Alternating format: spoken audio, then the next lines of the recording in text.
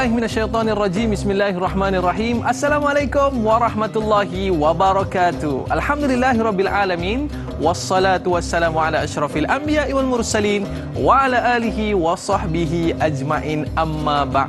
Alhamdulillah anda bersama saya Dai Aiman dalam Tanyalah Ustaz, biar tahu jangan keliru. Apa khabar para penonton sekalian? Harap semua dalam keadaan baik-baik, sihat, sejahtera, baru lepas solat subuh berjemaah, baru lepas baca Quran, dan terus bersama dengan kita dalam Tanyalah Ustaz. Baik para penonton sekalian, persoalan yang kita nak bawa pada hari ini, kita melakukan amal ibadah setiap hari, adakah sah amalan yang kita lakukan? Baik para penonton sekalian, hari ini kita nak membawakan satu topik yang cukup menarik dan cukup dekat dengan kita, iaitu berkaitan dengan istinja, penentu keabsahan ibadah. Boleh jadi kita buat ibadah tetapi ibadah tersebut tidak diterima. Bagi mengupas topik kita pada hari ini, kita bawakan kepada anda Al-Fadhil Ustaz Dr. Nur Muhammad Hadi, dikenali sebagai Dr. HD. Apa khabar Ustaz? Alhamdulillah. Alhamdulillah. Terima kasih Ustaz bersama dengan kita pada hari ini. Ustaz sihat ya? Alhamdulillah sihat. Masya Allah. Seronok kita dapat bersama dengan Al-Fadhil Ustaz, datang daripada Nilai Ustaz. Betul. Masya Allah. Jadi hari ini kita nak cerita tentang bab istinja. Maklumlah Ustaz, bangun-bangun tidur terus cari toilet, kan? Tapi bagaimana caranya dan bagaimana kaedahnya untuk kita beristinja, ya, sebab inilah penentu amal ibadah kita. Baik, Al-Fadhil Ustaz, hari ini kita nak cerita tentang istinja, penentu keabsahan ibadah. Kepada para penonton yang mungkin nak mengajukan soalan, selama ni dah beristinja macam mana lah gayanya tu kan, boleh terus ajukan soalan di Facebook Tanyalah Ustaz TV3, ataupun boleh call kita di talian 1800 881677. Baik Ustaz, kita daripada sekolah rendah lagi Ustaz, ya, kita dah tahu tentang istinja ini, tapi tak betul-betul lagi istinja kita kan. Sebelum kita nak pergi dengan lebih lanjut dan dengar kata kejap lagi kita siap ada praktikal lagi tu kan, kita nak tahu apa dia sebenarnya istinja, penentu keabsahan ibadah. Tafadhal Doktor. Bismillahirrahmanirrahim. Assalamualaikum warahmatullahi wabarakatuh. Alhamdulillahirabbil alamin, wassalatu wassalam ala asyrafil anbiya'i wal mursalin wa ala alihi wa ashabihi wa man tabi'ahum bi ihsanin ila yaumiddin. Amma ba'd. Alhamdulillah, pertamanya kita memanjatkan segala puji dan syukur kepada Allah, kerana Allah berikan kepada kita ruang, Allah bagi kepada kita peluang untuk sama-sama kita tingkatkan ilmu, untuk sama-sama kita usaha apa yang keliru itu kita usaha untuk jelaskan. Sebab tu kita syukur kepada Allah, Allah bagi kepada kita nikmat ini, kita gunakan untuk mengabdikan diri kepadanya, insya-Allah. Terima kasih pada Dai Aiman, masya-Allah. Terima kasih Ustaz. Mukadimah yang cukup mantap. Allah Rabbi. Dan penjelasan yang orang kata kita daripada situ kita faham apa sebenarnya yang cuba kita nak sampaikan. Dan alhamdulillah, terima kasih kepada semua kru dalam program Tanyalah Ustaz. Semoga Allah merahmati. Pagi-pagi lagi mereka sudah bersedia. Betul. Pada semua sahabat-sahabat penonton kita yang setia, semoga Allah merahmati, meredai, dah berada di kaca televisyen. Semoga dengan wujudnya ataupun dengan adanya program sebegini, maknanya kita dapat clearkan perkara-perkara yang mungkin menjadi was-was kepada kita. Sahabat-sahabat penonton yang dirahmati oleh Allah, bila kita sebut tentang istinja, kan, mungkin kita dah tahu dah, tetapi kadang-kadang syaitan ini dia usaha untuk nak was-waskan kita. Sebab tu di dalam hadis Nabi sallallahu alaihi wasallam, bagaimana Nabi sebut, inna syaitan wadi' khartumu ala qalbi ibni Adam. Sesungguhnya syaitan ini dia akan usaha meletakkan muncungnya di dada anak Adam. Supaya apa Dai Aiman? Supaya syaitan ini dia usaha untuk jadikan kita was-was. Sebab tu kadang-kadang kita rasa sah ataupun tidak, betul ataupun tidak, tepat ataupun tidak. Jadi hari ini insya-Allah kita akan kupaskan isu mengenai tentang istinja dan ada praktikalnya. Baik, sahabat-sahabat penonton yang dirahmati oleh Allah, bila kita sebut tentang istinja, makna istinja daripada segi bahasa adalah selamat daripada penyakit. Maknanya orang yang beristinja menyucikan dirinya, dia akan terlepas daripada penyakit. Ini hebatnya Islam. Islam ni daripada sekecil-kecil perkara dia akan jaga sehinggalah sebesar-besar perkara. Bukan saja perkara-perkara soal kahwin, soal bermuamalat, soal kehidupan, tetapi daripada segi menguruskan diri kita Islam jaga. Sebab tu bila sebut tentang istinja ni selamat daripada penyakit. Baik, kemudian daripada segi istilah pula, apa yang dimaksudkan dengan istinja? Maka kata para alim ulama, dia menghilangkan najis. Maksudnya bila najis yang ada, dia hilangkan, dia bersihkan, dia sucikan. Yang mana najis itu keluar daripada dua jalan. Yang pertama, jalan yang keluar daripada jalan depan. Yang kedua, yang keluar daripada jalan belakang. Faham kita bahawa kita nak sucikan najis ni, nak bersihkan najis, sama ada najis yang keluar daripada depan ataupun najis yang keluar daripada belakang. Baik.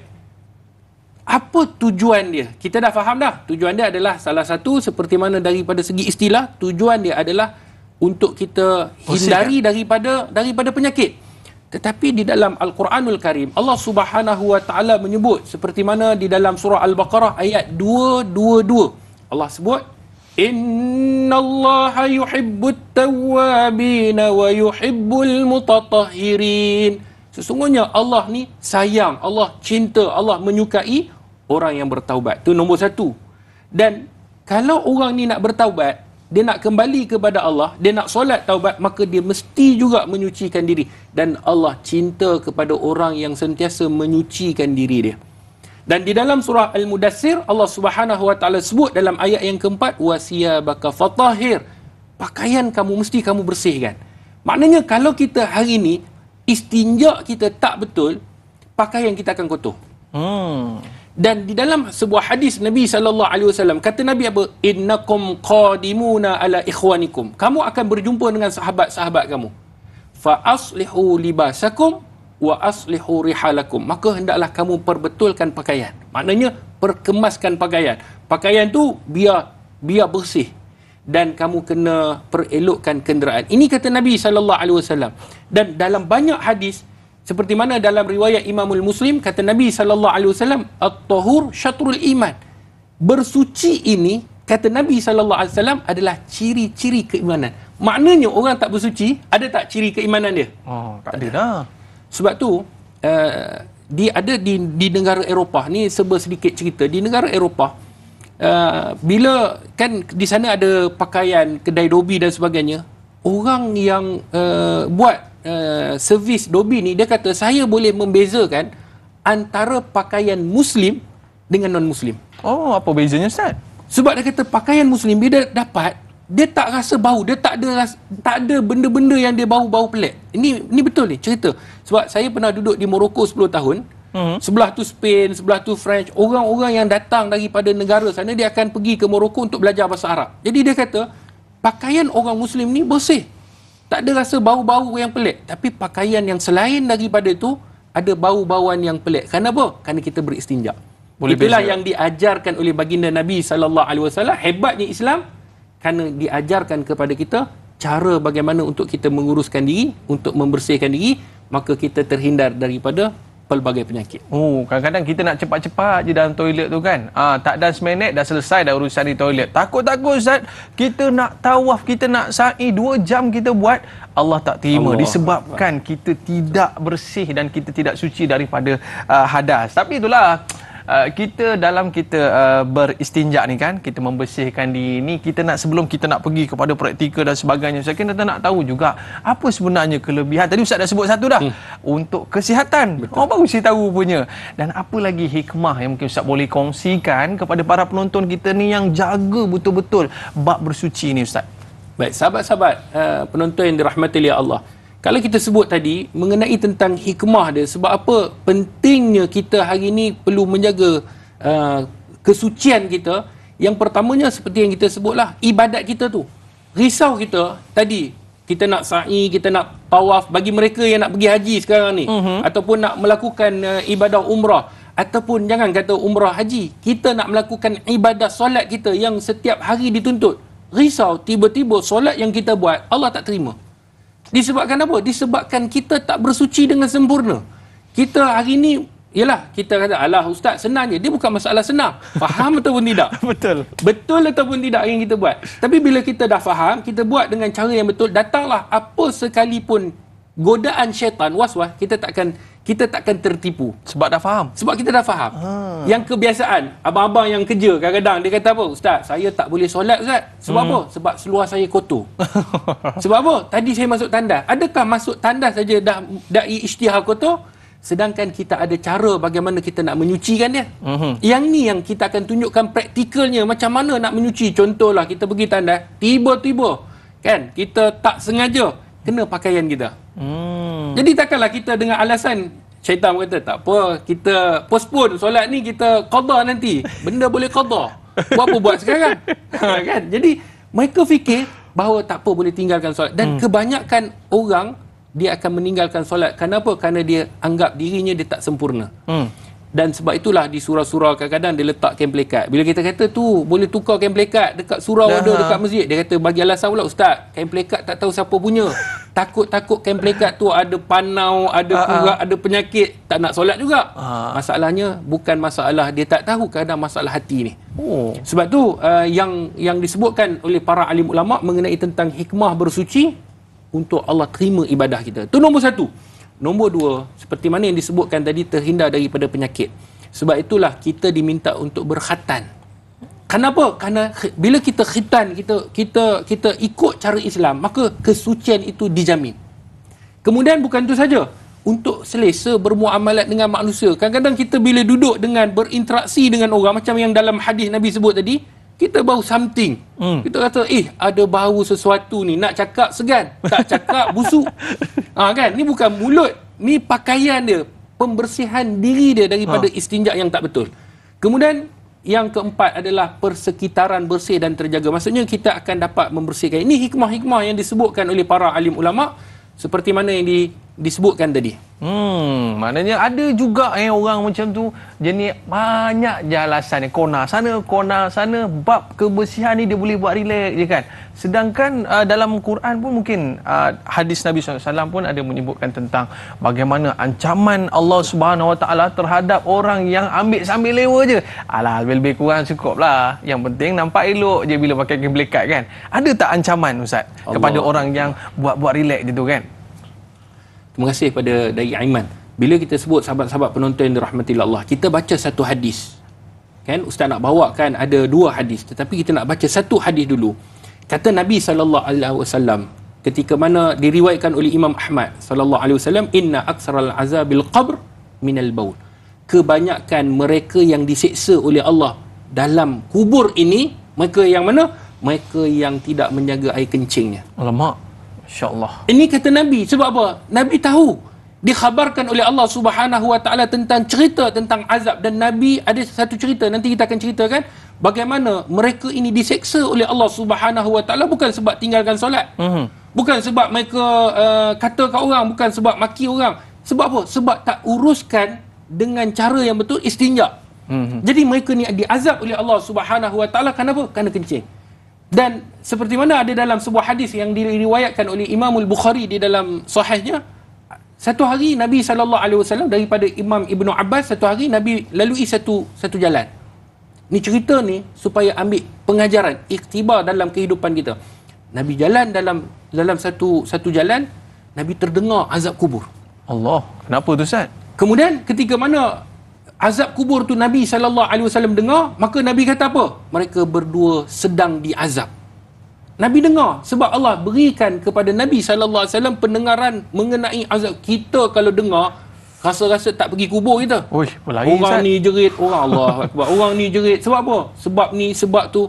Tetapi Nabi diberikan pendengaran untuk mereka tahu, supaya apa? Supaya mengkhabarkan kepada kita, supaya kita berjaga-jaga.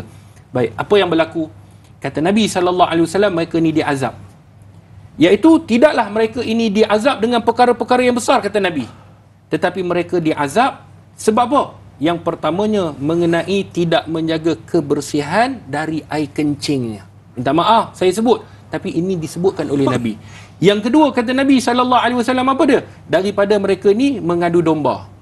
Dua orang ini diazab oleh Allah bukan kerana kesalahan besar, bukan mencuri, bukan berzina, tak. Tetapi kenapa? Yang pertama tidak menjaga air kencingnya, tidak menguruskan istinja dengan betul.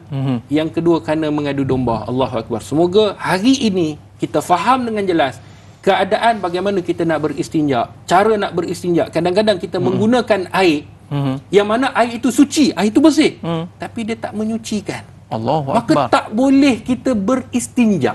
Yang ni yang kita akan fokuskan hari ini, insya-Allah. Saya rasa macam nak belajar lah daripada Hafidh Ustaz. Ustaz, boleh tolong ajarkan saya tak macam mana nak beristinja? Dan penonton-penonton kita pun nak tahu juga. Boleh Ustaz? Boleh, insya-Allah. Bila kita nak buat ni? Lepas ni ya? Lepas ni. Jadi para penonton jangan ke mana-mana. Kembali selepas ini. Tanyalah Ustaz biar tahu, jangan keliru.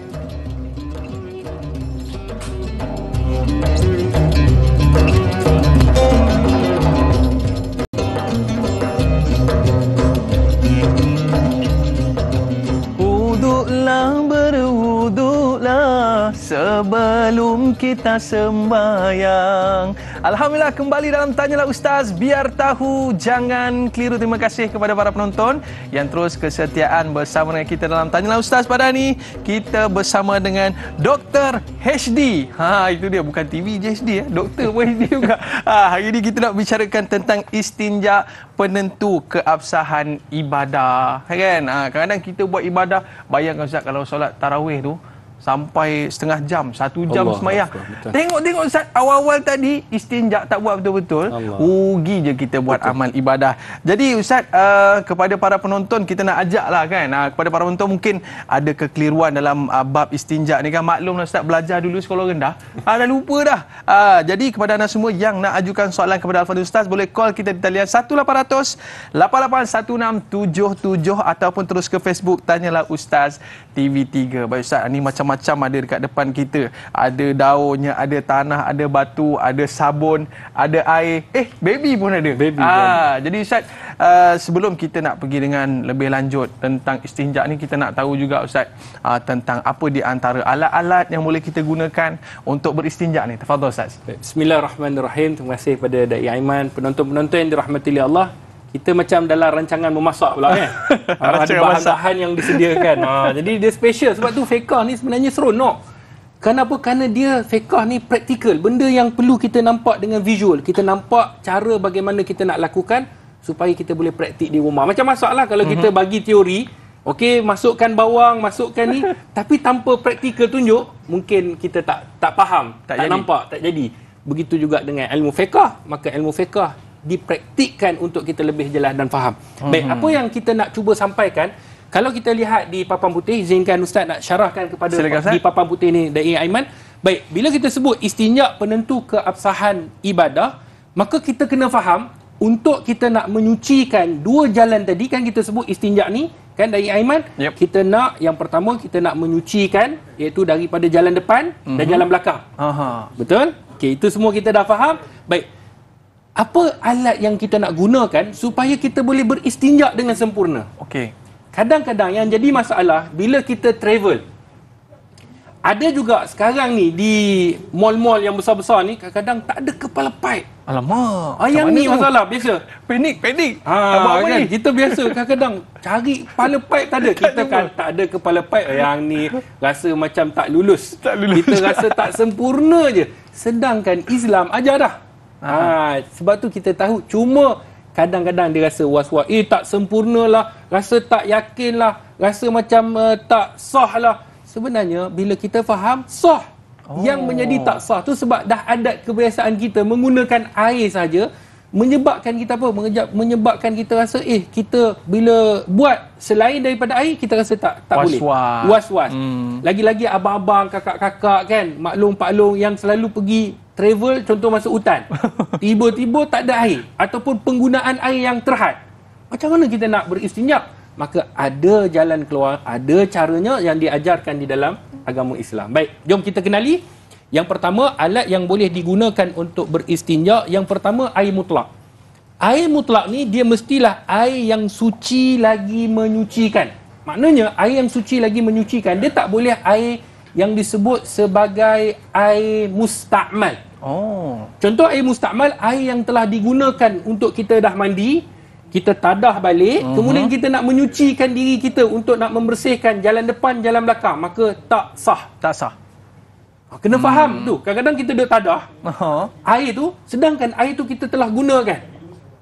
Dan mungkin ada soalan-soalan daripada sahabat, Ustaz, kalau saya berwuduk, ini biasa. Bila saya berwuduk, air tu terpercik masuk. Alamak. Kan wuduk-wuduk, contohnya dia ada satu bekas besin, terpercik masuk. Maka kata para alim ulama, boleh rujuk dalam kitab Al-Majmu' Syarah Al-Muhadzab karangan Imam Nawawi, kata para alim ulama, jika sekiranya air yang terpercik itu tidak merubah air yang asal. Contoh, kita ambil ni baldi lah. Ni baldi, kan? Baldi, kita pun wuduk terpercik setitik, 2 titik, 3 titik air yang dalam ni. Kadang-kadang dia termasuk dalam air. Jadi kata ulama, tak merubah, maka air itu suci lagi menyucikan. Dimaafkan Dimaafkan. Okay. Yang tak boleh kalau kita ambil wuduk tu, kita tadah balik. Yang tu banyaknya masuk sehingga boleh merubah, maka air itu disebut sebagai air musta'mal. Dan air itu kita tak boleh pergi menyucikan diri kita daripada istinja. Jelas? Baik. Sebab tu air itu mesti suci lagi menyucikan. Contohnya air hujan. Ada 7 air. Air sungai. Air mata air. Bukan mata air ni. Ni air mata air. Mata air. Air embun. Air salji. Air perigi dan air laut. Air-air ini sajalah yang disebutkan sebagai air yang suci lagi menyucikan. Ada orang tanya, Ustaz, air paip tak ada pun? Tak ada pun air paip, Ustaz. Macam mana ni? Mana air paip punya, betul tak dari Aiman? Selama ni guna air paip kan? Selama ni guna air paip kan. Jadi air paip itu telah disedut daripada hasil daripada sini, maka telah diletakkan di dalam tangki, maka kata ulama tidak jadi masalah. Kenapa? Sudah pasti tangki kita lebih daripada 2 kulah dan sebagainya lah. Itu satu perbahasan yang telah dibahaskan oleh ulama, maka tidak jadi masalah untuk kita bersuci dengan air yang tadi. Tapi air sirap kenduri tu, Ustaz, suci, Ustaz? Yang ni kata air sirap kenduri sedap juga kan? Sedap juga, Ustaz. Boleh tak? Air itu telah digunakan, maknanya air itu boleh kita minum, suci, tapi tak boleh menyucikan. Jadi jangan pandai-pandai pergi, Ustaz, air sirap pun sirap lah. Tak boleh. Jadi sebab itulah ini air yang disebut sebagai air mutlak. Maka air ini boleh kita sucikan dan menyucikan apa yang kita nak sucikan daripada jalan depan ataupun jalan belakang. Baik, yang kedua, benda kesat. Okey. Benda-benda yang kesat ini, apa yang kita nampak sebagai kesat, dia mestilah daripada contohnya batu. Tapi jangan ambil batu yang tajam pula. Kan, tiba-tiba pergi ambil batu yang tajam. Dia ada jenis-jenis batu kesat, tetapi dia tidak melukakan, tidak memudaratkan. Pilihlah kita tengok. Kita lebih-lebih kurang kita tengok yang kesat ni dan dia tidak melukakan, maka boleh digunakan. Kemudian tisu. Tisu ni biasa tak kita tengok dekat supermarket ataupun dekat mall. Ada kan, biasa kan? Diletakkan tisu. Kita guna tak? Kalau sekiranya tak ada kepala pipe. Guna juga yang tu. Yang ni yang dibahaskan oleh para alim ulama. Contohnya kalau kita pergi luar negara, diletakkan kebiasaannya tisu je lah. Okey. Biasa kan? Biasa, Ustaz. Jadi itulah kebiasaan. Kita takkan jumpa lagi-lagi di belah-belah Eropah ni, kita takkan jumpa kepala pipe. Kebiasaannya mereka akan menggunakan tisu. Kemudian daun kering. Kemudian kulit kayu ataupun kain yang bersih. Itulah yang bahan-bahan yang nanti kita akan sediakan. Kemudian, ya, Ustaz. Da'i Aiman, perkara yang perlu kita tahu mengenai tentang syarat untuk beristinja, kan, kadang-kadang kita nak tahulah apa syarat-syarat beristinja.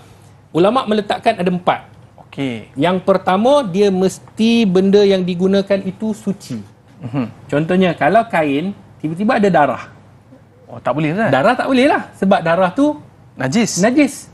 Jadi ataupun ada kekotoran najis di kain itu, kita gunakan, maka dia tidak menyucikan, maka tak dibenarkan. Okey. Jelas? Benda tu mesti suci. Contoh, kita angkatlah, contohlah ni kita angkat kayu ni, kan? Kulit kayu ni. Tiba-tiba kulit kayu ni ada najis. Kemudian kita nak menyucikan, tak boleh. Tak boleh. Sebab apa? Sebab dia tak suci.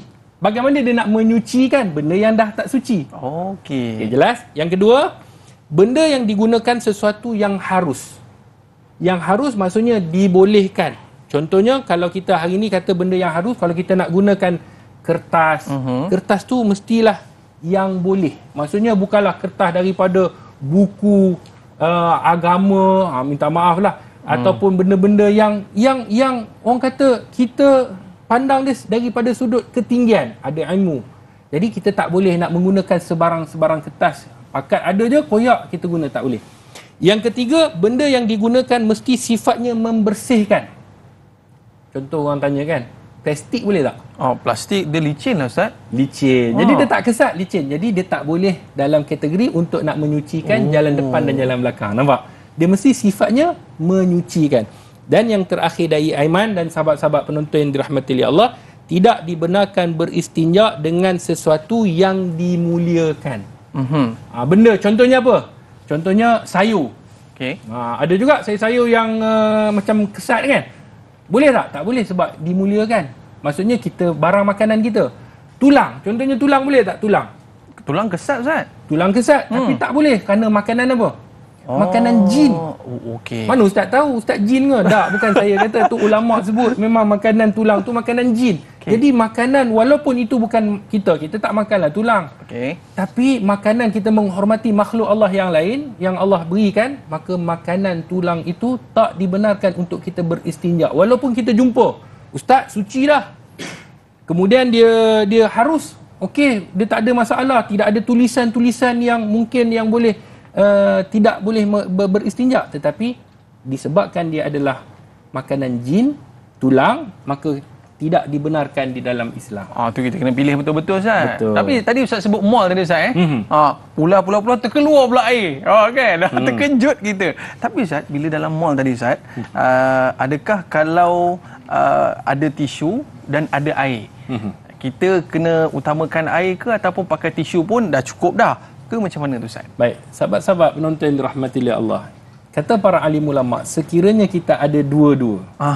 Contohnya kita ada tisu, kan tisu ni antara benda yang kesat, benda yang boleh kita beristinja dengannya, kemudian kita ada air. Mana yang lebih bagus, lebih afdal? Maka kata para alim ulama, gunakanlah tisu dahulu, gabungkan dua-dua. Gunakan tisu dulu untuk membuang kotoran-kotoran yang ada di jalan depan ataupun jalan belakang. Yang nampak dulu kan? Yang nampak. Kita buang dulu, kemudian barulah kita sucikan dengan air. Maknanya dua teknik ni digabungkan. Guna tisu untuk bersihkan jalan depan ataupun jalan belakang. Sebab benda yang kesat, pasti dia akan tolak benda-benda yang melekat. Sekiranya ada, minta maaf kita sebut, nampak macam, Ustaz, takkan sampai ke tandas kita nak sebut, Islam ajar. Jadi kita bersihkan, kemudian baru kita gunakan air. Tapi sekiranya dua-dua itu tidak ada, ataupun katalah salah satu daripadanya tidak ada, kita tidak ada tisu, tapi ada air, maka gunakan air. Tapi sekiranya air tidak ada, maka boleh gunakan tisu. Boleh gunakan tak payah ulang balik lah, balik rumah tu dia basuh pula lagi. Tak perlu. Maknanya dah cukup dah Ustaz Dah cukup dengan menggunakan tisu.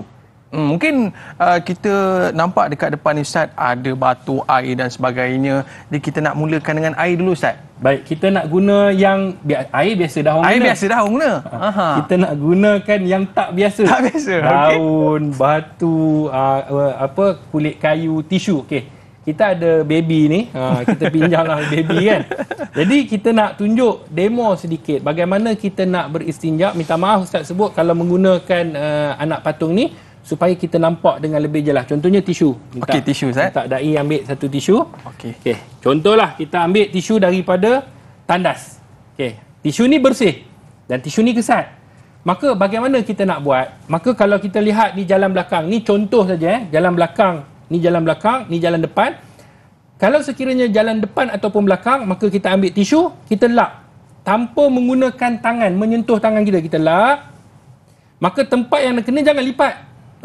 Kan lipat belah sini pun boleh lagi. Tak, tisu kan banyak, janganlah kedekut. Kan kita lap, kemudian kita buang. Sekali. Berapa kali istinja? Dia kata para alim ulama yang terbaik 3 kali. Sebab apa? Supaya pastikan benda tu confirm tidak ada. Baik. Pastikan. Tapi tak nampak Ustaz, macam mana ni? Tak nampak tak apa. Dia sebab tu dia kena ada 3 kali tu. Bau, rasa dan warna. Sebab tu kaedah hilangnya bau, kita baulah. Bau tu lebih kurang lah. Tak adalah kita nak pergi bau, kita tak sampai. Ataupun kita warna. Contohnya warna. Calit, ada tak lagi warna? Tak ada dah. Tak ada warna. Ataupun rasa. Rasa ni bukan kita rasa melalui lidah. Rasa ni kata ulama sama ada dengan sentuhan ataupun dengan keyakinan kita. Itu yang disebutkan sebagai rasa. Maka ini kali kedua, buang, kemudian ambil lagi satu, kali ketiga. Sekiranya ada air dan ada tisu. Dah selesai. Ini kalau sekiranya kita nak buat di tandas. Kemudian kita ambil air, kita bersih seperti biasa. Oh, lagi kemas lah Ustaz. Lagi kemas sebab apa yang ada di sini kita telah selesaikan dengan benda yang kesat. Air ini pula bila dah air, dia tidak akan pergi merebak ke tempat-tempat yang lain. Ini kata para alim ulama. Sekiranya ada dua, maka gabungkan dua. Tapi sekiranya ada salah satu.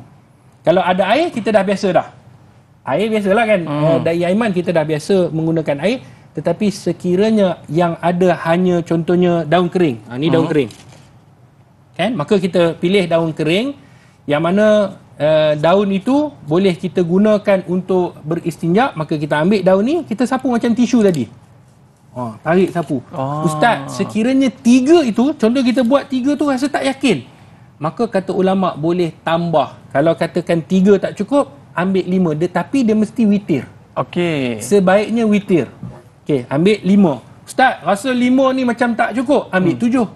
7 tak cukup, kan banyak daun kering, ambil lah 9 ke, 11 ke, ambil lah berapa banyak, spare. Kan, letak. Itulah yang dilakukan oleh para alim ulama, menceritakan mengenai tentang beristinja. Kemudian menggunakan batu. Contohnya batulah kita ambil. Dia mestilah batu tu besar sedikit lah. Besar sedikit supaya tangan kita tak kena. Maka kita beristinja dengan menggunakan batu. Yang penting batu ni bukanlah batu yang kesat. Terlampau kesat itu maksudnya boleh menyebabkan luka. Okey. Jadi kita sapu sama ada jalan depan ataupun jalan belakang. Ataupun kita menggunakan kulit kayu. Kulit kayu. Kulit kayu boleh. Kan kalau kita pergi hutan-hutan, kulit kayu ni banyak lah. Ambil kulit kayu, jangan pergi tonyoh. Luka. Tersagat pula situ. Kita kerana fiqh ni ajar secara detail. Betul. Jadi kita calit, kita tengok kalau sekiranya kita rasa hilangnya bau ataupun warnanya ataupun kita rasa dah tak ada, kita rasa tak ada, maka kita kena anggap al-yaqin la yazulu bisyak. Ini adalah kaedah fiqh. Kena yakin, dia tidak akan menghapuskan benda-benda yang syak. Yakin ini maksudnya dia akan menafikan syak-syak kita tadi. Jadi kalau kita rasa dah bersih, kena yakin. Walaupun datang syaitan, tak bersih lagi ni. Tak, Islam ajar dah bersih. Dan kita yakin dah hilang bau, warna dan rasa. Maka kita telah bersuci dan kita telah beristinja dengan sempurna. Maknanya lepas tu ambil uduk dan boleh terus solat Ustaz. Betul. Dan kalau buang air kecil Ustaz, kan, daripada depan, pun dengan cara yang sama juga ke Ustaz? Ya, dengan cara yang sama. Cuma mungkin ada orang tanya, Ustaz, kalau tadi sebut berwuduk kan, tentu ialah dah ada air. Mungkin air itu digunakan untuk minum. Jadi ada air yang terhad. Nak beristinja, jadi ada di sana gantian daripada benda-benda, contohnya air yang mungkin kadang-kadang situasi-situasi yang tak menentu, air tidak ada ataupun air itu terhad untuk minum. Kalau beristinja, macam mana kita nak minum air ataupun mungkin kita memerlukan air. Jadi waktu itu kita gantikan, dan boleh ataupun tidak, jawapannya boleh. Kita boleh menggunakan daun kering, boleh menggunakan batu. Kebiasaan orang sebut batu lah. Sebab batu ni kita lebih confident sikit. Kan? Kemudian ataupun kulit kayu. Maka kata ulama, jalan depan macam Da'i Aiman sebut, depan belakang sama, depan belakang sama. Maknanya kita kena buang apa yang ada dekat jalan belakang ataupun jalan depan dengan sempurna.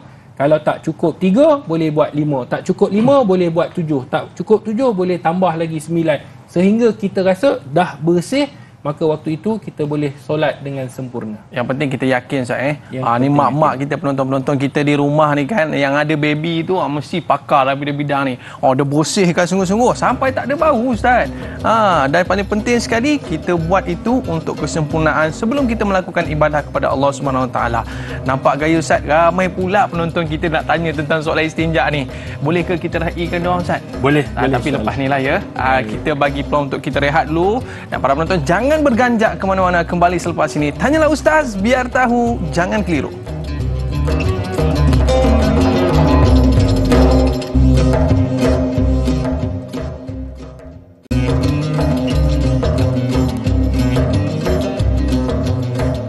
Alhamdulillah, kembali dalam Tanyalah Ustaz, biar tahu, jangan keliru. Terima kasih kepada para penonton. Yang hari ini kita bukan rancangan masak-masak. Kita dalam program Tanyalah Ustaz, kita nak belajar untuk cara kita beristinja. Rugi kalau kita tak fokus betul-betul hari ini, sebab penentu untuk keabsahan ibadah kita. Baik, Ustaz, Biasa kalau kadang-kadang kita dengar najis haiwan ada, najis baby ada. Ada beza ke Ustaz di antara najis-najis ni Ustaz? Boleh Ustaz cerita sikit? Baik, bismillahirrahmanirrahim. Terima kasih kepada Dai Aiman, sahabat-sahabat penonton dirahmati oleh Allah. Kita kena faham tentang cara untuk membersihkan mengenai jenis-jenis najis. Jenis najis. Baik, jenis najis ni kita ada 3. Okay, najis yang pertama adalah najis yang disebut najis ringan. Mukhaffafah. Bahasa Arabnya lah, bahasa Melayunya adalah najis ringan. Baik, kita ada contoh model baby. Najis ringan ini adalah najis budak lelaki. Lelaki saja. Perempuan tak boleh. Dia terus masuk najis yang pertengahan. Okay, kalau budak lelaki, dia ada syarat pula. Syarat budak lelaki ni, kan, baby ni, dia mestilah umurnya 2 tahun ke bawah. Ingat, budak lelaki 2 tahun ke bawah dan dia tidak makan makanan lain yang boleh mengenyangkan melainkan susu ibunya sahaja. Maknanya dia kenyang dengan susu ibunya sahaja. Jadi sekiranya kategori baby itu yang kita susu yang kita ada, kalau sekiranya dia kencing ataupun dia kencing lah, air kencing lah yang disebutkan. Contohnya ni. Ni kita ada contoh kan. Contoh ni baby ni tiba-tiba kena pakaian kita. Okey. Ni kita dukung budak ni contohlah. Tiba-tiba kena dekat kita punya pakaian, air kencing yang disebut najis ringan. Kena dekat kita. Jangan marah budak ni. Budak mana tahu kan? Dia bukan dia boleh bercakap 2 tahun mana boleh bercakap. Jadi jangan marah. Sebab ini berlaku ke atas Nabi SAW dan Nabi tak marah pun. Apa yang dibuat oleh Nabi SAW, maka kata para alim ulama seperti mana dalam mazhab Syafi'i, maka kita ambil merenjiskan air. Contoh kalau kita ada spray ataupun kita ada kain ataupun sebagainya, nanti kita akan buat, maka kita spray dahulu. Contohnya, kalau baju ataupun dekat tempat yang kena, contoh ni, kita spray je. Spray. Maka kata ulama, berapa kadar dia? Yang ni kita kata. Air yang kita spray tu, dia mesti melebihi daripada najis ataupun air kencing yang keluar. Okey. Contoh kalau kita tahu macam ni, kita spray lah. Contoh kita spray. Kita spray. Kemudian Dai tolong ambil kain. Kain. Okey, ambil kain, dah spray tadi melebihi daripada ni, kita lap saja. Kita lap kan. Kemudian dah dikira suci. Walaupun pakaian kita ni meresap air. Walaupun pakaian kita meresap air. Sebab tu najis ringan, dia ringan je. Senang je. Kita yang masalah was-was. Ustaz, betul Ustaz? Boleh ke Ustaz? Boleh. Memang itulah yang dibuat oleh Nabi SAW. Nabi dah tunjuk dah. Maknanya, kalau kita hari ni kategorinya budak lelaki, umurnya 2 tahun ke bawah, dia makan hanyalah susu ibunya, dia kenyang dengan susu ibu, bukan makanan. Ustaz, kalau dia dah makan biskut, dia dah makan nasi lemak, makan roti, kadang adalah yang budak-budak macam tu. Maka adakah kategori dia duduk bawah 2 tahun? Budak lelaki, boleh tak? Tak, dia masuk kategori yang dah kedua, najis pertengahan. Susu formula pun tak boleh? Tak, dia kena susu ibunya sahaja. Okey. Cantik jelas? Ustaz. Okey. Itu yang disebutkan Ustaz, kalau dia makan ubat Ustaz, kadang-kadang budak kan, makan ubat. Kita tanya balik, makan ubat boleh kenyang? Tak ada orang makan Panadol sampai kenyang. Tak ada lagi. Maknanya makan tu sekadar untuk nak sihat, sikit tak apa. Tetapi untuk membuatkan dia kenyang. Itu syarat dia. Membuatkan dia kenyang tak boleh. Dia mesti susu ibu yang membuatkan dia kenyang. Sepenuhnya. Baik. Sama ada kena pada pakaian kita, maka pakaian Ustaz, spray kat pakaian Ustaz ni, contohlah. Kita spray kat pakaian kita ni. Kalau kena ni, kita spray, lepas tu kita lap. Lap, tu dia. Selesai. Selesai Ustaz? Selesai. Maksudnya spray, kalau kena yang syarat tadi, spray dekat baju kita ataupun ambil air, renjiskan. Ambil air macam ni, renjiskan, kemudian kita lap. Kalau cushion kereta Ustaz, macam mana? Pun sama juga. Sama juga. Pakaian ke, cushion kereta ke, atas tilam ke, sekiranya najis yang disebut sebagai najis ringan. Jelas? Najis ringan ialah najis yang mana budak lelaki umurnya 2 tahun ke bawah dan dia hanya minum susu ibu yang mengenyangkan. Kalau dia dah kenyang dengan makanan lain, maka dia dah masuk kategori yang najis kedua, pertengahan. Okey, macam mana pula pertengahan tu Ustaz? Baik, kita pergi pula kepada najis pertengahan. Najis pertengahan ini seperti kita lah. Okey. Kan? Kita ke budak perempuan ke, yang baby perempuan lah yang kita sebut kategori tadi. Sama ada keluar jalan depan ataupun jalan belakang, maka cara menyucikan dia sama seperti yang kita bincangkan tadi, sama ada menggunakan air ataupun menggunakan batu, ataupun menggunakan kulit kayu, ataupun menggunakan daun yang kering. Ada yang tanya, Ustaz, daun yang tak kering macam mana? Baru lepas hujan ni kan. Kan Macam mana contohnya. ni? Jadi dia mesti kering. Itu syarat dia. Dia mesti kering. Kenapa? Kerana kata ulama dia tidak mahu benda yang sepatutnya di situ dia merebak tempat lain. Sebab bila kena air basah dan sebagainya, kena air embun dan sebagainya, dia akan merebak lah. Betul. Jadi sebab itu kena kering. Kalau daun yang warna hijau Ustaz, kan dia licin. Dia tak kesat, dia syarat dia mesti kesat. Maka kita kena faham tentang syarat itu, selesai masalah kita. Okey, jelas? Baik. Jelas. Yang kategori kedua, najis yang disebut mutawasitah, pertengahan, bersih dia sama seperti mana yang kita bersihkan tadi. Contohnya kalau ada contoh kan, kita ambil contohlah. Ini tempat yang kena, minta maaf Ustaz tunjuk ni contohnya ada najis di sini. Ni di belakang budak yang atas 2 tahun tiba-tiba ada najis. Maka macam mana kita nak bersihkan dia? Kalau kita menggunakan batu, kan, kita buang dia punya ni dulu. Tarik, kita buang. Okey. Itu cara kita menyucikan lah. Kalau ada air, kita nak menggunakan batu pun boleh. Kalau nak menggunakan air terus, kita suci macam biasa. Seperti yang kita buat sedia kala, cuma pastikan kita bersih dengan sempurna. Itu saja. Baik, najis yang ketiga. Tadi kita ada najis ringan. Baby ataupun bayi umurnya 2 tahun ke bawah, lelaki, dia kenyang hanya susu ibu. Okey. Kenyang dengan lain, masuk najis pertengahan, dia sama macam kita. Kan? Sama macam haiwan. Tetapi ada sana najis berat. Najis berat ini kategorinya adalah mughalazah. Najis yang disebut sebagai najis berat dan dia ada cara penyucian. Jadi kita nak praktik cara penyucian najis berat, iaitu anjing dan khinzir. Yang ni yang susah ni Ustaz. Kan anjing dan khinzir kan, ni kadang-kadang kita pening kan. Macam mana kadang-kadang ialah rumah kita ialah anjing liar ni. Dia datang kat sport rim kereta kita baru tukar sport rim. Sedap je, dia pump, dia parking kat situ, dia buang. Adakah kita kena bersihkan? Yang ni persoalan, kadang orang sampai sport rim pun nak bersih. Bukan sport rim tu kita bawa masuk rumah. Bukan kita bawa masuk studio pun. Betul. Kalau sekiranya kita nak bawa masuk, kita nak solat tempat, maka kita bersihkanlah. Sebab tak ada dalam riwayat hadis Nabi SAW, anjing-anjing yang berkeliaran di Madinah ni Nabi pergi bersihkan. Tak. Sebab tempat yang kita nak beribadah kita bersihkan. Okey. Jadi jangan sibuklah sport rim motor kita, sport rim kereta kita. Biarkan. Kalau sekiranya kita nak masuk kat parking rumah, kat dalam rumah, sekiranya kita takut nanti kita tengok, barulah kita bersihkan. Cara bersihkannya ada caranya. Baik, saya nak minta tolong dai. Okey Ustaz. Kita ada air mutlak. Ni air mutlak. Kemudian kita ada, cuba angkat tanah tu sikit. Baby, tanah. tepi sikit baby. Okey. Kita ada tanah. Kita ada dia tanah. mesti ada tanah. Ustaz, tanah ni macam mana Ustaz? Tanah lah depan rumah kita tu. Tengok tanah tu, itulah tanah dia. Tak ada masalah. Tanah tu mestilah tanah yang suci, itu je. Tanah tu mestilah tanah yang suci. Baik. Dia mesti tanah saya tak boleh pasir Dia mesti tanah. Mesti tanah. Dia kata turab tanah. Kan? Baik. Tanah. Baik, kemudian kita sediakanlah bekas-bekas yang untuk memudahkan kita. Okey, ni ada bekas kosong. Saya nak minta dai untuk letakkan tanah tu di sini. Baik Ustaz. Berapa banyak ni Ustaz? Tak kira lah. Yang penting kita tengok berapa banyak yang kita dah cukup. Okey, cukup. Satu je. Sedikit je, dia tak perlu banyak-banyak. Jadi apa yang kita nak buat?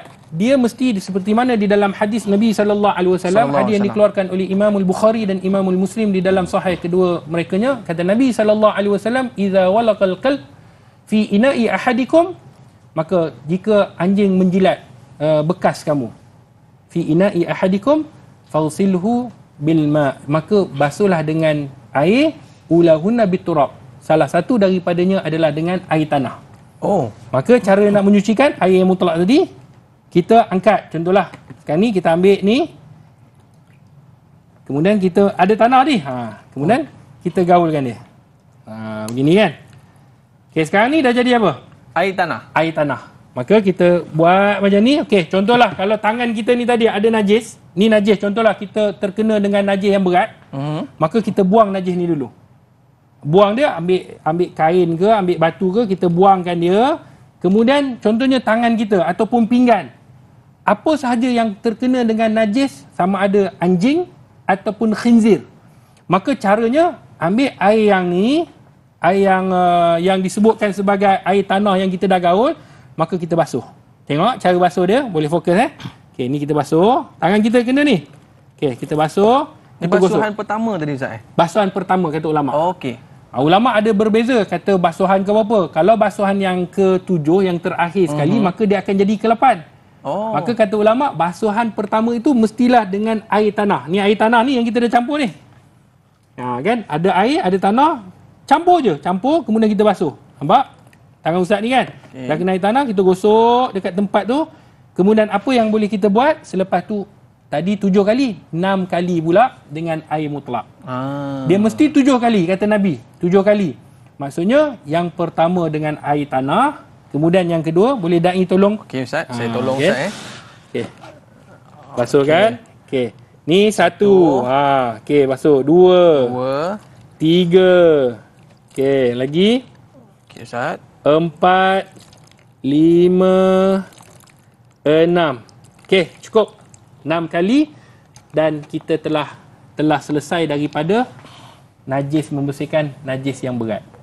Sama ada pinggan ataupun apa saja, itulah cara yang kita perlu bersihkan, iaitu daripada najis yang berat. Daripada najis yang berat. Maknanya Ustaz, itu penting dalam kita nak membersihkan satu-satu najis ni Ustaz sebelum kita nak melakukan solat. Tapi Ustaz, ada satu soalan Ustaz. Tadi Ustaz sebut pasal anjing tadi kan.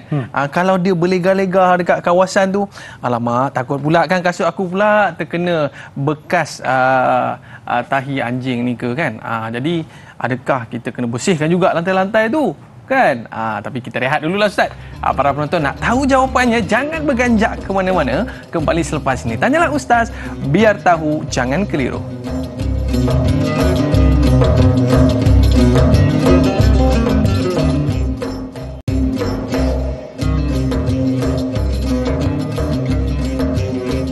Akademi Al-Bayan membawa impian besar untuk melahirkan golongan pendakwah yang berupaya menyebarkan syiar Islam dengan menggunakan bahasa yang difahami oleh bangsa mereka sendiri, sekaligus menjadikan mereka ini sebagai aset terpenting umat Islam. Ayo, sama-sama kita santuni mu'alaf agar mereka... Baiklah, kembali dalam Tanyalah Ustaz, biar tahu jangan keliru.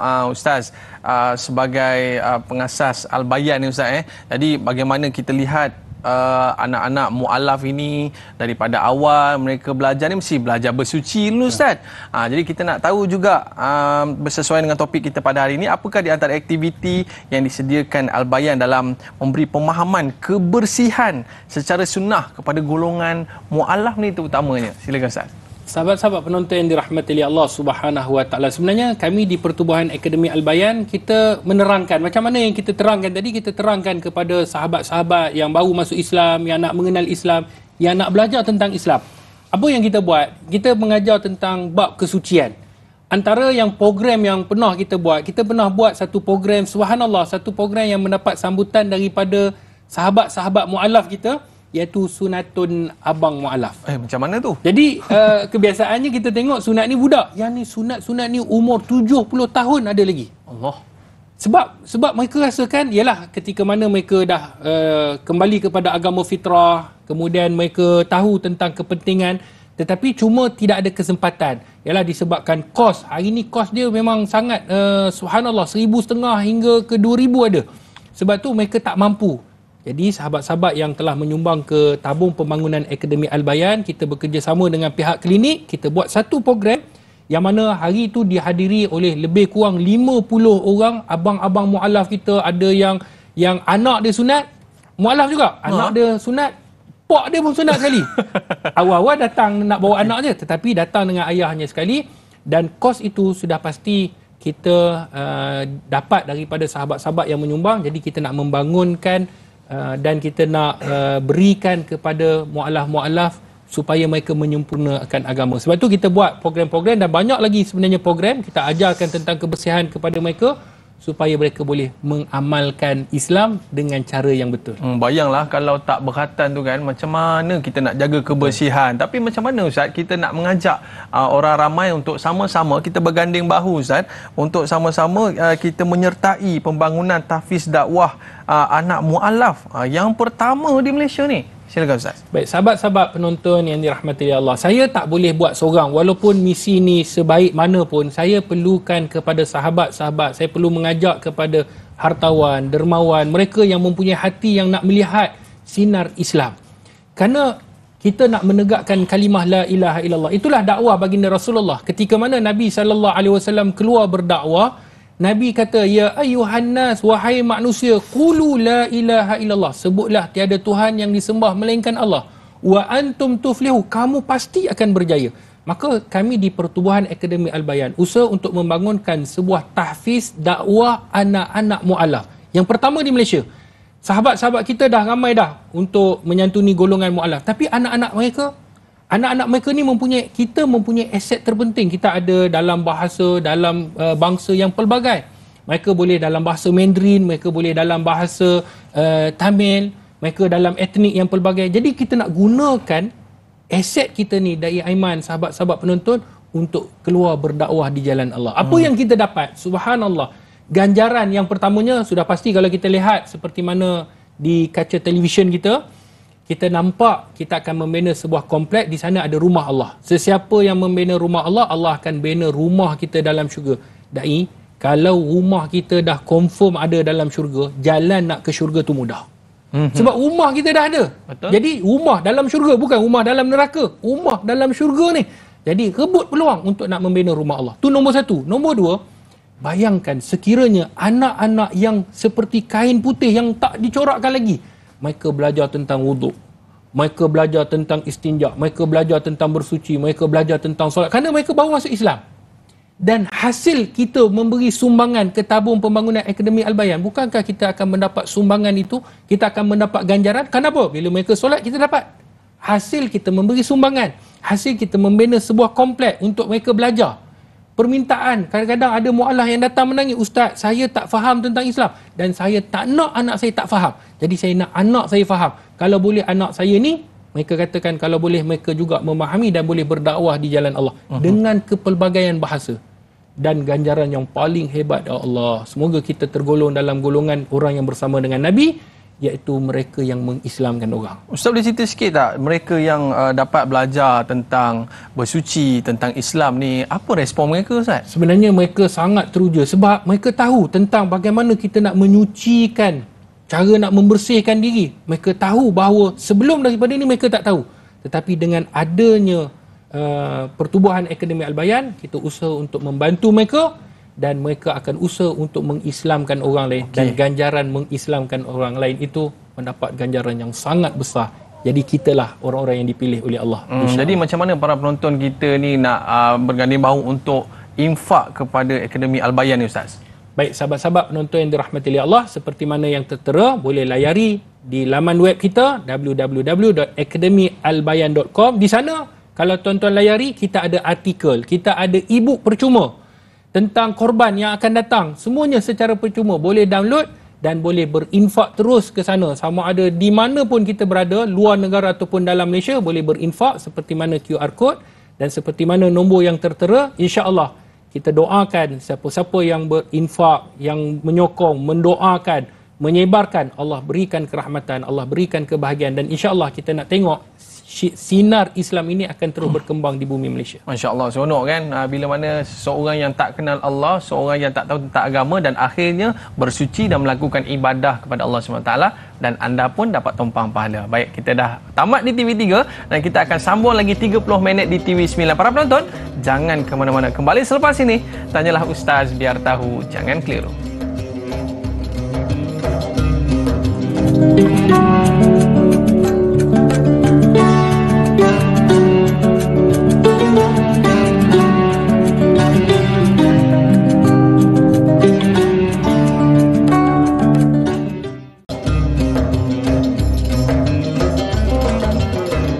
Alhamdulillah, kembali dalam Tanyalah Ustaz biar tahu, jangan keliru. Terima kasih para penonton yang kekal setia bersama dengan kita. Dan kalau kita tengok Ustaz, para penonton kita ada yang pergi cari daun, pergi cari batu, dia cari air, dia susu atas meja.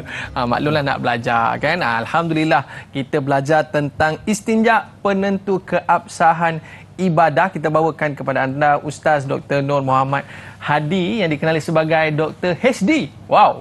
Okey Ustaz. Kita nak raikan soalan sahabat kita di Facebook bersama dengan Cahaya Nur. Assalamualaikum Ustaz Zadai. Soalan saya, bagaimana jika kita telah beristinja menggunakan peralatan yang lengkap dan mencukupi tetapi masih ada rasa was-was untuk beribadah kerana bimbang masih belum suci dari najis? Adakah perlu beristinja semula? Ni kes-kes was-was ni Ustaz. Sahabat-sahabat penonton yang dirahmati oleh Allah, memang penyakit was-was ni sebenarnya satu penyakit. Sebab tu kalau kita perasan, kita baca di dalam surah An-Nas. Surah An-Nas ni sebenarnya kita minta perlindungan daripada Allah. Untuk apa? Allah lindung kita, Allah jaga kita daripada was-was syaitan. Kerana itulah was-was syaitan ni, dia cerdik, dia pandai, dia tahu kita mengaji. Dia pun mengaji juga. Dia mengaji macam mana nak memperdayakan kita. Dia usaha fikir bagaimana untuk nak menyesatkan kita. Setiap hari dia dan tak pernah lena. Sebab tu kita bila belajar, kita kena ada sifat yakin. Bila kita belajar, contoh 2 campur 2 berapa? 4. Dia takkan boleh jadi 5. Datanglah orang kata 6, dak. Sekarang ni zaman 2023, 2 campur 2, 6. Tak boleh. Sebab apa kita boleh sampai tahap yakin? Sebab kita belajar. Dan kita tahu orang yang pandai, orang yang cerdik, orang yang tahu, dia tahu 2 campur 2, 4. 2 tolak 2, kosong. Itu dah memang kita tahu. Kenapa dalam bab fiqh kita tak boleh yakin? Cuba kita tanya diri, sebab apa kita tak boleh yakin? Disebabkan kita rasa yang pertama mungkin kekurangan ilmu kita. Jadi kita tambah ilmu kita. Dan dalam satu kaedah disebutkan al-yaqin la yazalu bisyak, iaitu keyakinan ini tidak boleh dibatalkan dengan syak. Kalau kita dah yakin, dah jangan fikir dah. Tapi akan datang syaitan. Tak bersih lagi ni. Tak bersih. Contohnya, kebanyakan orang yang berwuduk, dia akan wuduk lebih daripada 3 kali. Dia basuh muka, lebih. Dia kata, Ustaz, saya rasa macam tak yakin. Sebab apa tak yakin? Sedangkan Nabi kata basuh 3 kali cukup. Dan kita menyucikan dengan najis itu tadi, contohnya yang sahabat kita tanya tadi, kan, Cahaya Nur, kalau menyucikan dengan cara yang betul, maka kita dah tahu tidak ada bau, rasa dan warna, maka kita yakin. Dan jangan kita fikir dah. Kalau kita dah fikir, rasa, tak bersih lah, maka kalau sekiranya kita rasa ketika itu 3 tak cukup, kita tambah 5. Tak cukup, tambah 5, tambah 7. Tapi jangan sampai menyebabkan akhirnya ibadat kita yang tadi solat kita nak buat, akhirnya kita tinggalkan. Kenapa kita lewatkan? Kerana disebabkan was-was itu tadi, menyebabkan ibadat yang terutama kita lewat-lewatkan. Sebab tu kena belajar, kena tambah ilmu dan kena praktik. Dan bila kita dah buat dengan yakin, insya-Allah kekalkan dengan keyakinan, pasti ibadat kita akan sempurna. Baik Ustaz, kita cakap pasal istinja ni Ustaz. Kalau dekat toilet ke KRNR ke senang lah. Tapi kita nak travel ni, nak masuk hutan ni, toilet pun tak ada kan. Sahabat kita di Facebook ada satu soalan menarik, Izzuddin. Nak tanya satu soalan. Islam amat mementingkan umatnya mementingkan kebersihan diri bila mana untuk menunaikan solat. Apakah adab dalam memilih tempat untuk membuang air dan beristinja? Adakah di tepi pokok ataupun di tepi jalan saja? Silakan Ustaz. Baik, sahabat-sahabat penonton yang dirahmati oleh Allah, di dalam sebuah hadis Nabi SAW, hadis yang dikeluarkan oleh Imam Tirmizi di dalam sunannya, Nabi sebut innallaha tayyibun yuhibbut tayyib, iaitu sesungguhnya Allah ni baik dan Allah suka kepada kebaikan. Innallaha jamilun yuhibbul jamal, Allah ni cantik dan Allah suka kepada kecantikan. Sebab tu bila kita sebut tentang adab-adabnya, ada di sana adab-adab yang perlu kita jaga. Yang pertama, dia tak boleh kita pergi qada hajat di bawah tempat teduhan. Yang biasa kita, itulah yang biasa. Sebab tempat teduhan, orang nak berehat. Kalau tempat itu, kalau kita tengok, sebab itu disebut dalam perkataan ghaid. Ghaid ini dalam bahasa Arab, kalau kita tengok, ghaid itu adalah tanah, kemudian dia ada lengkung begitu, kan, macam kawah gitu, kemudian dia ada. Itulah tempat yang kebiasaannya para alim ulama menyebutkan mereka akan melakukan qada hajat. Itu disebut ghaid, tempat yang sedikit seperti kawah, tempat yang tak nampak daripada pandangan mata. Ini kalau tandas tu senanglah. Tapi kalau kita pergi hutan, jangan kita buang seperti mana di dalam hadis Nabi riwayat Imam Muslim, iaitu yang pertamanya tak boleh kita qada hajat di bawah tempat teduhan. Contohnya pokok, kan, kemudian di bawah tu tempat teduhan. Kemudian kata Nabi SAW lagi, khususnya tempat teduhan tu ada buah. Okey. Kadang-kadang kita pergi ada buah, contohlah buah manggis ke ataupun buah langsat. Kita pergi qada hajat. Orang nak duduk situ. Akhirnya orang akan terkena dengan najis. Ini adalah larangan daripada Nabi SAW. Dan kemudiannya, kata Nabi SAW, kita hari ini bila kita nak qada hajat, maka kita jangan kita qada hajat ini seperti mana yang disebutkan oleh Nabi SAW, iaitu tempat lubang-lubang. Contohnya ada lubang yang kita tengok, oh lubang ni pun boleh jadilah tandas. Sedangkan lubang tu ada makhluk. Kadang-kadang lubang tu mungkinlah lubang kena lubang biawak, kena lubang ular, tak mengelupur kawan tu. Kan? Jadi lubang-lubang ni Nabi SAW dah ingatkan seperti mana di dalam hadis baginda Rasulullah. Jadi lubang-lubang ni jangan kita ingat, semua lubang boleh kita buang. Jadi di sana ada perkara-perkara yang kita kena jaga. Kemudian yang ketiga, jangan menghadap kiblat. Itu adab dia. Menghadap kiblat. Ustaz, kalau di tandas, ulama bahaskan. Dalam tandas lain sebab dia adalah tandas yang telah ditutup dengan dinding.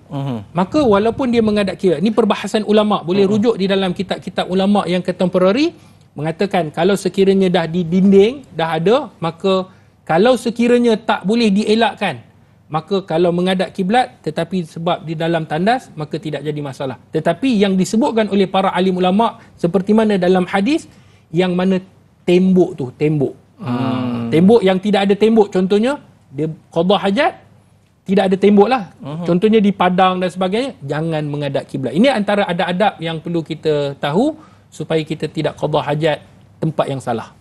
Macam waktu saya pergi di Afrika lah Ustaz habis saya sampai kat saya, tanya member saya, nak buang air ni, nak buang air ni. Sekali dia berhenti tepi jalan je Ustaz. Dia kata pandai-pandai lah aku cari tepi jalan tu ya. Inilah ilmu beristinja yang kita kena belajar ni Ustaz, supaya kita tak adalah panik kan bila berlaku macam tu. Baik Ustaz, sahabat kita ada nak tanyakan soalan kepada Ustaz, boleh kita raikan Ustaz? Boleh insya-Allah. Okay, Assalamualaikum. Siapa di talian?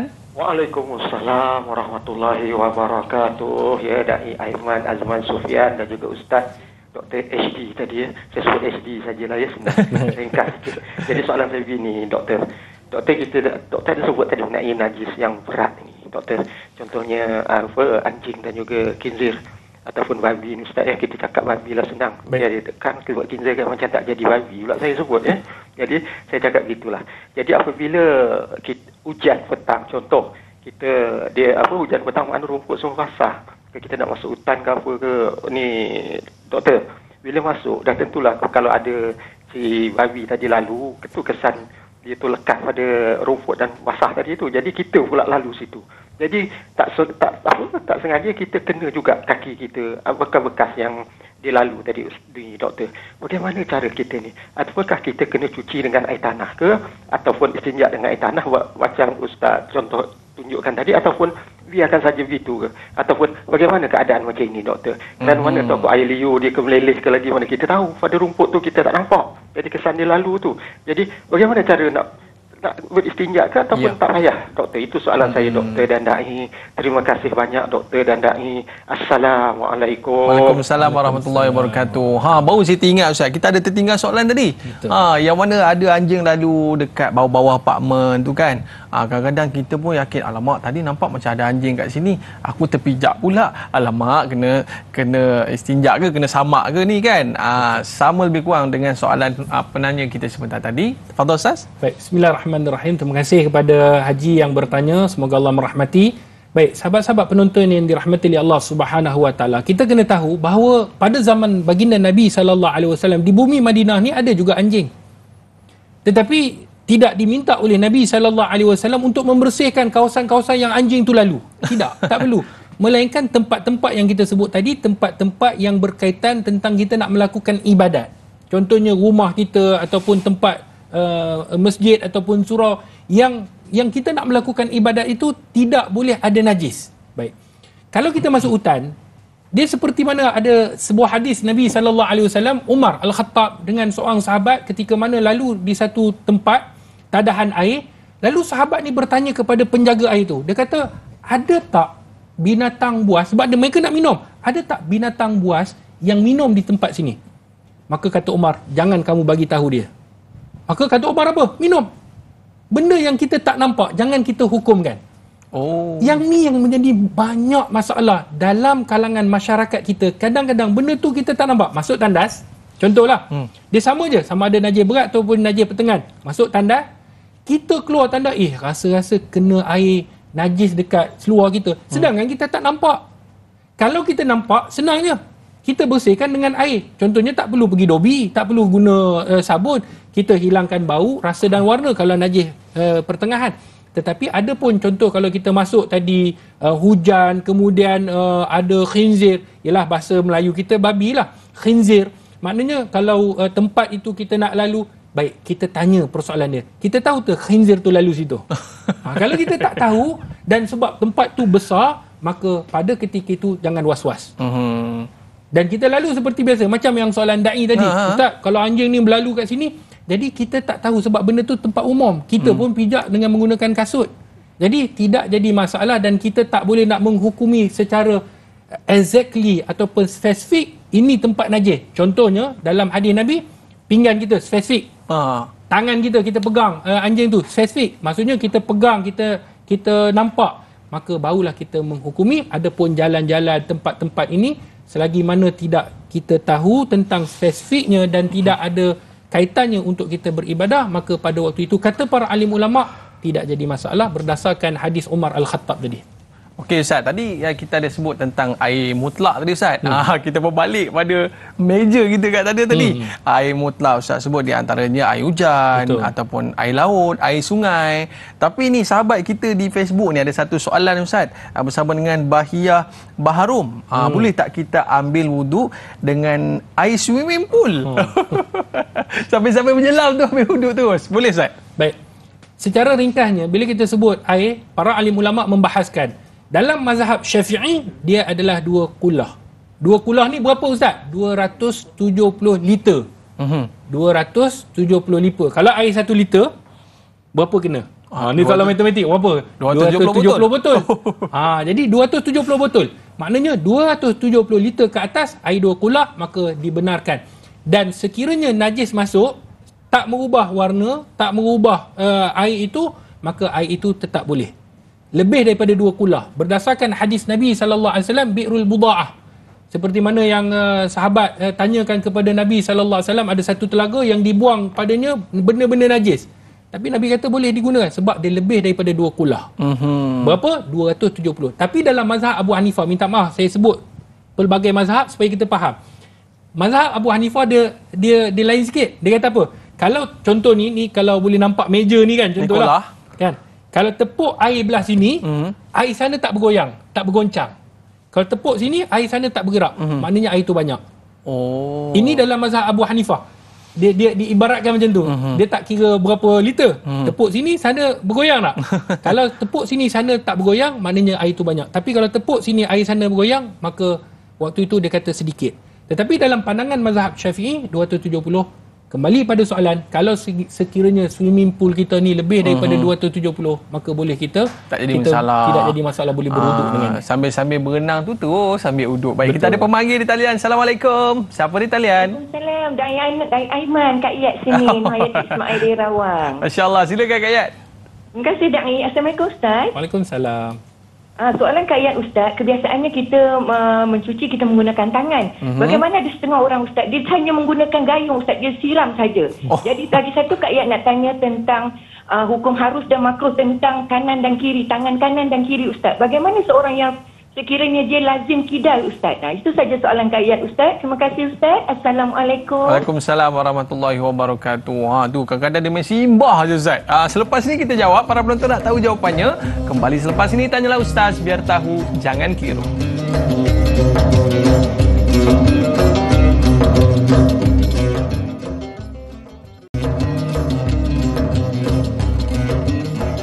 Alhamdulillah, kembali dalam Tanyalah Ustaz, biar tahu jangan keliru. Kita nak raih soalan Kak Iyat tadi. Soalannya luar kotak Ustaz. Dia kata kalau jenis main tembak je, dia pilih air tu, dia tembak je Ustaz. Dia tak sapu pun, dia tak gosok pun najis tu. Dan soalan keduanya dia kata kalau jenis keutamaan tangan tu, nak guna tangan kanan ke tangan kiri tu bagaimana? Tafadhal Ustaz. Saya teringat kadang-kadang pergi tandas, dia ada pipe yang tembak terus. Minta maaf. Terkejut Ustaz? Terkejut. Tembak terus. Kita cari pipe tak ada, rupanya pergi dia tembak terus. Minta maaf. Sebut ini realiti. Kan? Jadi perlu ataupun tidak? Baik, kita tengok ulama menyebutkan kalau disebut ad-dalak, dalak ni kita sental. Okey. Dalam berwuduk saja kita menyental. Adapun dalam keadaan kita nak cebok, maknanya sekiranya kita yakin dengan kita menuangkan air tanpa menggosok itu boleh menghilangkan najis, selesai. Tetapi kebiasaan kalau najis daripada belakang, kalau kita siram, dia takkan selesai lah. Kadang-kadang ada yang melekat, minta maaf Ustaz sebut. Tetapi kita bersihkan lebih sempurna dengan menggunakan tangan. Cuma perbahasan tadi, kalau daripada jalan depan tu senang lah. Sebab dia air, kita bersihkan tanpa kita pegang, boleh, tak ada masalah. Ataupun belakang, kalau kita yakin bersih, tak ada masalah. Sekiranya kita yakin. Okey, itu pastinya. Kemudian kata ulama, kalau sekiranya kita nak menggunakan, ada orang menggunakan tangan kanan ataupun tangan kiri, sebenarnya Nabi SAW ajarkan kepada kita untuk benda-benda yang baik, nak makan dan sebagainya, tangan kanan. Untuk kita nak membuang air kecil ataupun nak membersihkan benda-benda adalah gunakan tangan kiri. Tetapi ada orang yang dia tak boleh guna tangan kiri. Dia kena guna tangan kanan. Sebab mungkin ialah dah kebiasaan. Boleh ataupun tidak jadi masalah. Yang penting dia kena basuh. Dia kena basuh. Bukanlah kata Nabi wajib mengguna. Kalau pergi kena tangan haram. Tak. Jadi kata para ulama, bagi mereka yang mungkin tak biasa, tapi kena biasakanlah belah tangan kiri supaya kita lebih, orang kata, menjaga. Sebab kita nak makan tangan kanan ni.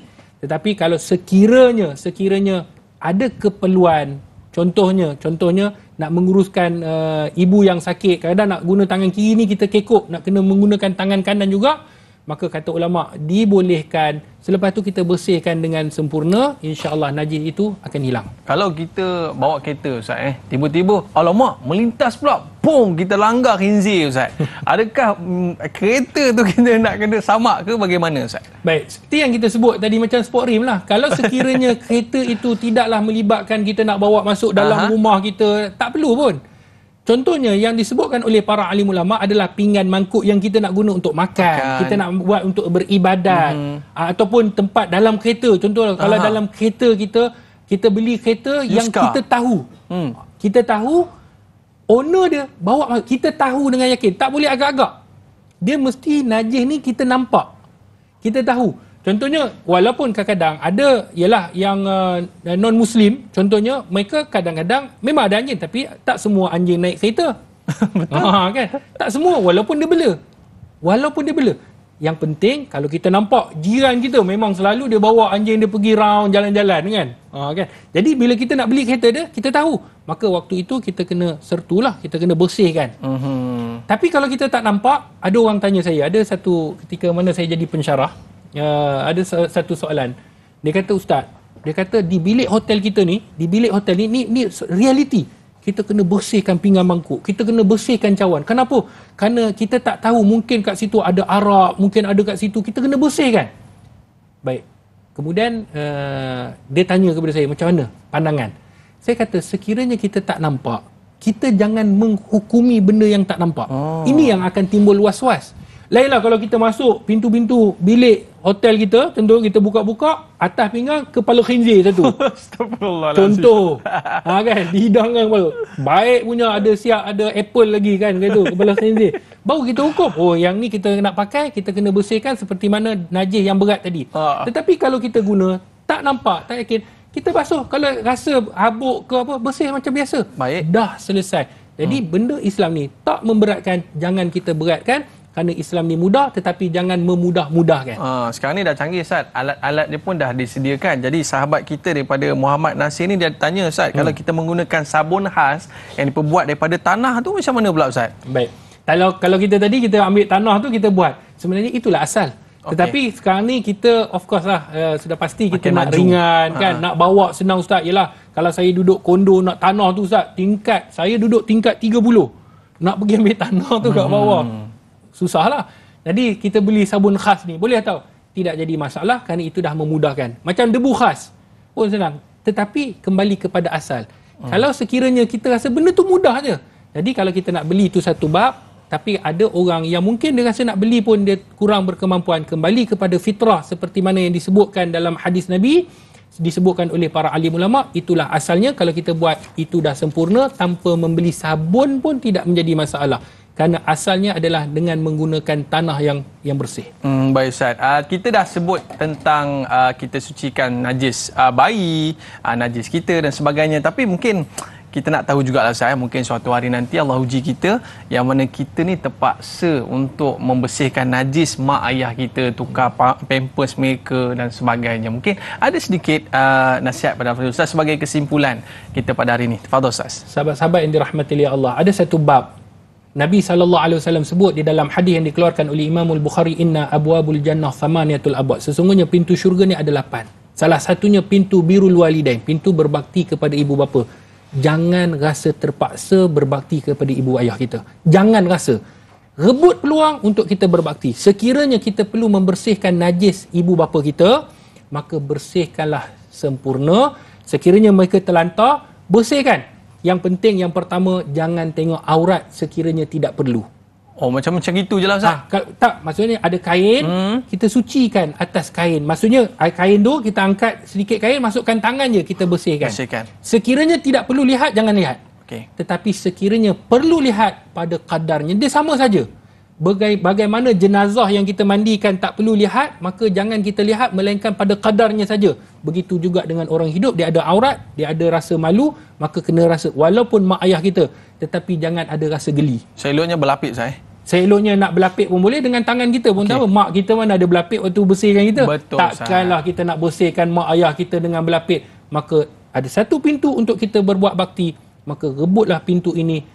Kerana apa? Kerana pintu ini akan menjamin kita masuk ke dalam syurga Allah. Kesimpulannya, apa yang kita belajar hari ini, iaitu kita kena tahu mengenai tentang bab istinja. InsyaAllah, apa yang kita buat, apa yang kita praktikan, sama ada menggunakan air ataupun menggunakan bahan kesat, sama ada dalam tempat itu ada air, menggunakan air, ataupun ada tempat kesat, kita menggunakan benda-benda kesat, maka insya-Allah kena yakin apa yang kita belajar hari ini, dia boleh suci menyucikan dan ibadat kita akan diterima oleh Allah Subhanahu Wa Taala. Kerana itu kita akan mengangkat sifat was-was kerana kita dah belajar.